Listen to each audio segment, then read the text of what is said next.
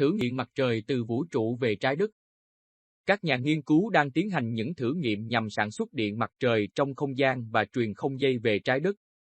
Ali Hajimiri, giáo sư kỹ thuật điện ở Viện Công nghệ California đã dành một thập kỷ để nghiên cứu cách đưa pin quang năng vào không gian và truyền năng lượng về trái đất, theo CNN. Trong năm nay, Hajimiri và cộng sự tiến thêm một bước trong việc biến sản xuất năng lượng mặt trời trong vũ trụ thành hiện thực. Hồi tháng 1 năm 2023, họ phóng Maple, một nguyên mẫu dài 30 cm trang bị bộ truyền phát siêu nhẹ linh hoạt. Mục tiêu của họ là thu thập năng lượng từ mặt trời và truyền không dây trong không gian. Lượng điện nhóm nghiên cứu thu được đủ thắp sáng 2 bóng đèn LED. Tuy nhiên, mục tiêu mở rộng của các nhà nghiên cứu là xem xét liệu Maple có thể truyền năng lượng về trái đất hay không. Trong tháng 5 năm 2023, cả nhóm quyết định tiến hành một thử nghiệm để tìm hiểu những gì sẽ xảy ra. Trên một mái nhà trong sân viện Cantet ở Pasadena, California, Hajimiri và nhiều nhà khoa học khác có thể thu được tín hiệu của Maple.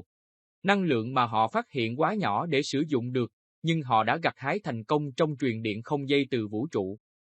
Sản xuất điện mặt trời trong vũ trụ không phải là ý tưởng quá phức tạp. Con người có thể khai thác năng lượng khổng lồ của mặt trời trong không gian. Đây là nguồn điện có sẵn thường xuyên, không bị ảnh hưởng bởi thời tiết xấu, độ che phủ mây, thời gian ban đêm hay các mùa. Có nhiều ý tưởng khác nhau nhằm thực hiện việc này, nhưng phương pháp hoạt động như sau. Các vệ tinh lắp pin quang năng có đường kính dài hơn 1,6 km sẽ được phóng lên quỹ đạo ở độ cao lớn. Do kích thước đồ sộ của cấu trúc, chúng bao gồm hàng trăm nghìn mô đun nhỏ hơn sản xuất hàng loạt, giống như viên gạch Lego, được lắp ráp trong không gian bởi những cỗ máy robot tự động.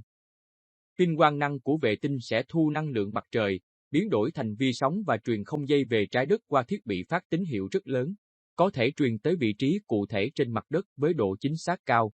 Vi sóng có thể dễ dàng xuyên qua những đám mây và thời tiết xấu, hướng đến anten thu nhận trên trái đất.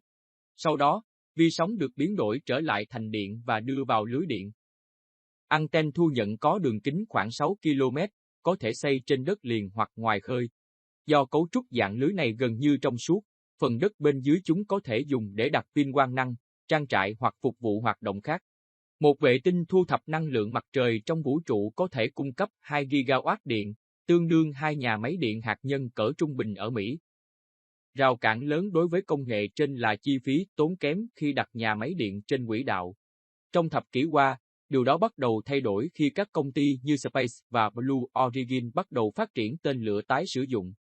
Chi phí phóng hiện nay vào khoảng 1.500 USD kg, ít hơn khoảng 30 lần so với thời tàu con thoi vào đầu thập niên 1980.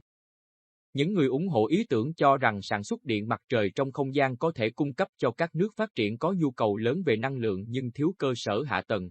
Nguồn điện này cũng có thể phục vụ nhiều thị trấn và ngôi làng hẻo lánh ở Bắc Cực chìm trong bóng tối hoàn toàn hàng tháng trời mỗi năm, và hỗ trợ cộng đồng bị mất điện do thiên tai hoặc xung đột.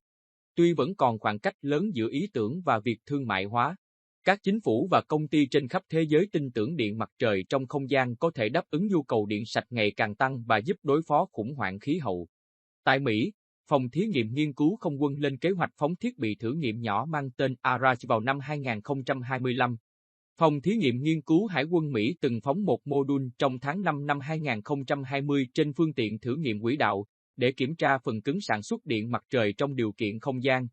Viện Hàn lâm Công nghệ Vũ trụ Trung Quốc đặt mục tiêu phóng một vệ tinh pin quang năng lên quỹ đạo thấp năm 2028 và quỹ đạo cao năm 2030. Chính phủ Anh từng tiến hành một nghiên cứu độc lập và kết luận sản xuất điện mặt trời trong không gian khả thi về mặt kỹ thuật với những thiết kế như Cassiopeia, vệ tinh 1,7 km có thể cung cấp 2 gigawatt điện. Liên minh châu Âu cũng phát triển chương trình Solaris để xác định độ khả thi về mặt kỹ thuật của điện mặt trời trong không gian. Tại California, Hajimiri và cộng sự đã dành 6 tháng qua để kiểm tra áp lực nguyên mẫu nhằm thu thập dữ liệu thiết kế thế hệ tiếp theo.